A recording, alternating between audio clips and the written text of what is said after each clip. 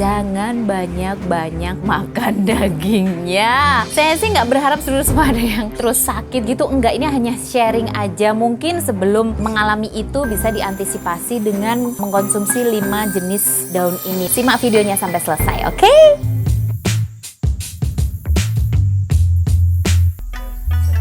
Halo Lur, apa kabar? Semoga dalam keadaan sehat, bahagia, dan rezekinya melimpah, amin. Selamat datang kembali di channel Kebun Raya. Yeay, selalu bahagia dan ceria kayak saya itu menyapa seluruh semua. Itu jadi kayak mood booster saya pribadi gitu ya.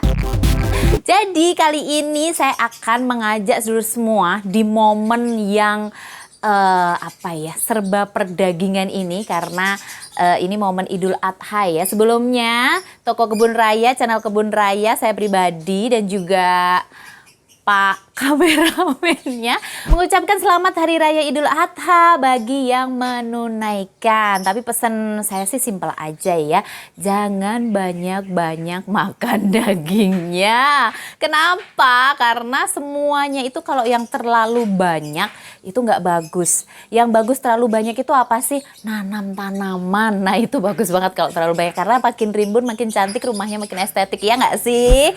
Jadi bahas perdagingan ini, makanya saya akan memanfaatkan momen ini untuk sharing ke sedulur semua tentang 5 jenis daun yang terbukti efektif untuk menurunkan tekanan darah tinggi. Sebelum kita ke 5 jenis daun apa saja sih yang terbukti efektif untuk menurunkan tekanan darah tinggi, saya akan membahas dulu apa itu hipertensi. Jadi hipertensi itu adalah kondisi di mana tekanan darah itu meningkat secara konsisten, jadi bisa menyebabkan penyakit serius. Dan itu bisa, penyakitnya tuh komplikasi gitu, bisa kayak ada penyakit jantung, stroke, terus ada kayak gangguan ginjal. Nah, ada beberapa cara alami ya, selain kalau memang sudah parah dan memang sudah ada resep-resep obat dari dokter, itu memang harus selalu dikonsumsi kalau memang sudah sampai tergantung sama obat. Tapi ada beberapa cara alami lain yang bisa kita coba. Nah, salah satunya adalah mengkonsumsi 5 jenis daun yang akan kita sharing berikut ini. Yang pertama, dedaunan yang pertama, yang mungkin ini entah ya, kalau saya sih belum pernah nanam, tapi kalau seluruh semua mau coba atau suatu saat mungkin bisa bahas konten ini juga. Daun yang pertama itu adalah daun teh hijau. Daun teh hijau ini mengandung senyawa polifenol, terutama katekin yang telah terbukti dapat membantu menurunkan tekanan darah. Mungkin ada beberapa seluruh semua yang memang sudah membuktikan ya sama daun teh hijau ini.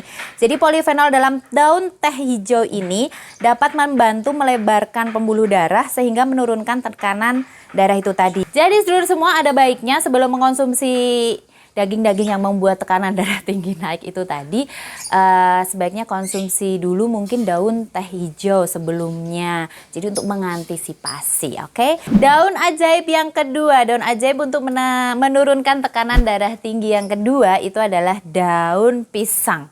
Saya baru tahu ini ternyata daun pisang maksudnya bisa dikonsumsi, dan itu manfaatnya setelah saya googling dan cari datanya ya, itu manfaatnya salah satunya untuk menurunkan tekanan darah tinggi.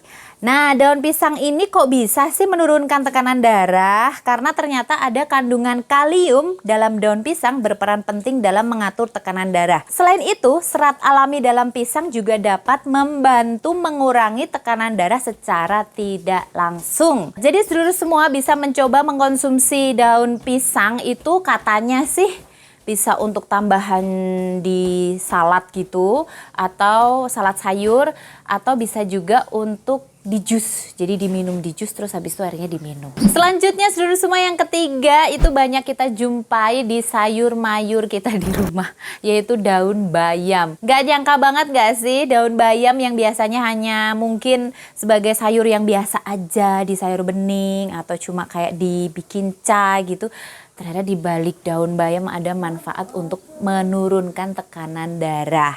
Nah, kenapa bisa menurunkan tekanan darah? Karena daun bayam ini mengandung magnesium dan kalium. Selain 2 kandungan yang dapat menurunkan tekanan darah, ternyata bayam itu juga mengandung nitrat alami yang dapat membantu melebarkan pembuluh darah. Jadi sedulur semua, selain belanja untuk keperluan nyate daging itu tadi, jangan lupa tambahin list belanjanya itu adalah daun bayam karena itu sangat bermanfaat. Oke. Yang keempat adalah daun jambu biji. Ini memang daun jambu biji ini juga banyak manfaat lain ya, selain untuk menurunkan tekanan darah, dan ini udah familiar khasiat-khasiatnya. Tapi yang saya bahas ini adalah fungsinya untuk menurunkan tekanan darah karena di dalam daun jambu biji ini terkandung senyawa quercetin yang telah terbukti memiliki efek menurunkan tekanan darah, dan quercetin ini membantu melebarkan pembuluh darah dan mengurangi peradangan sehingga dapat membantu menurunkan tekanan darah secara alami. Cara mengkonsumsinya itu bisa direbus seperti kita mengkonsumsi teh gitu. Jadi direbus 1 gelas sampai jadi setengah gelas, terus kita minum airnya pas kondisinya sudah hangat. Terakhir itu gampang banget dijumpai juga bagi seluruh semua yang kalau pengen belanja bumbu dapur pasti ada di dalamnya. Tidak lain tidak bukan adalah daun salam. Jadi di dalam daun salam ini ada kandungan flavonoid yang cukup tinggi dan dipercaya mampu menurunkan tekanan darah. Cara konsumsinya sama seperti daun jambu biji tadi ya. Jadi dibikin teh gitu. Direbus pakai air 1 gelas sampai airnya jadi setengah gelas, terus dikonsumsi pada saat kondisi sudah hangat. Nah, itulah tadi ya seluruh semua 5 jenis daun-daun ajaib yang bisa dimanfaatkan untuk menurunkan tekanan darah. Namun perlu diingat bahwa daun-daun ini tidak dapat menggantikan pengobatan yang diresepkan oleh dokter.